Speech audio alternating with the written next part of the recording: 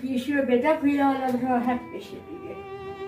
پول پیشو بدی؟ الان گیر 30 میلیون تومان پول پیشه این که فقط همینجا بشینی. آره اونو بده خیالم راحت بشه دیگه. تو جای دیگه نمیتونم برم گرونه مثلا 300 میلیون بخواد ندارم چرا از کجا بیارم؟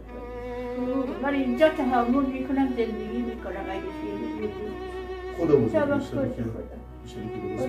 الان کم و کسی تو یخچالتون هم یه دونه بود؟ بله فقط تلویزیون ندارم سوخته. تلویزیون که اصلا ندارید؟ آره گذاشته بودم ببره بیرون سوخته. اون تلویزیون آره سوخته از آیت گفته بده به من. نه تلویزیون هم سوخته. این وضعیت تلویزیونش سوخته. زایت گفت بیا ببرم. زایاتی میخواد ببره؟ دیگه لازم ندارم.